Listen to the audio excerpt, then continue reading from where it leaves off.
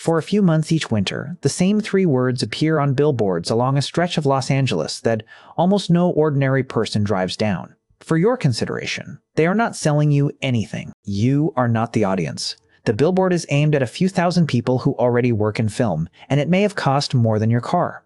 This is strange, because the awards those billboards are fighting over, the Oscars, most of all, are the ones you argue about every year. Your favorite lost, the winner you barely remember.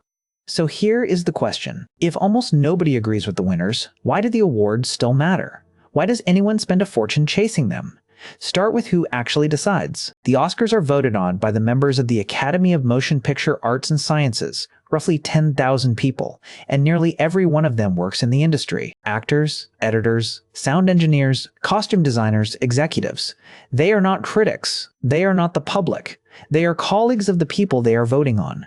That single fact changes everything. If the voters are busy professionals scattered across the world, then the problem for a studio is not really make the best film. It is make sure 10,000 busy colleagues have seen your film, remember it, and feel warm about it in the narrow window before ballots are due. Solving that problem is a whole industry. It is called the awards campaign, and the phrase on the billboard, for your consideration, is its slogan. Studios take out ads in trade papers that ordinary readers never see, like Variety and The Hollywood Reporter. They mail out screeners so voters can watch at home. They host private screenings followed by dinners, panels, question and answer sessions where the star sits in the room and is charming to the very people holding the ballot. None of this is secret, and none of it is against the rules. Up to a point. The Academy actually has rules about it. You are not allowed to badmouth a rival film to voters. There are limits on how and how often you can contact them directly. Those rules exist because the campaigning once got out of hand, and to see how, you have to go back to the 1990s. The man usually blamed is Harvey Weinstein. Long before his crimes ended his career, Weinstein ran a studio called Miramax, and he treated Oscar season like a political election. He spent aggressively, courted voters relentlessly, and pushed his films everywhere at once. The famous example is 1999 for the films of 1998. Miramax's Shakespeare in Love beat Steven Spielberg's Saving Private Ryan for Best Picture, a result many people still point to as the moment the campaign, and not just the film, won the award. After that, everyone campaigned that way because they had to. The spending is private, so exact numbers are hard to pin down, but a serious Best Picture push is widely estimated to cost millions of dollars, and sometimes well over 10, for a single trophy that you, the viewer, might disagree with the very next morning. Which brings us back to the question, why bother if nobody agrees?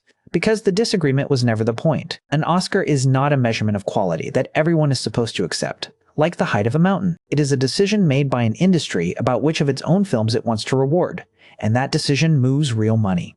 A Best Picture nomination reliably lifts ticket sales and streaming numbers. It raises what an actor can charge for the next role. It opens doors that were closed the week before. The award is less a verdict on art than a stamp the industry prints on itself, and that stamp has cash value. That is why the campaign exists. Nobody spends millions to win an argument with you on the internet.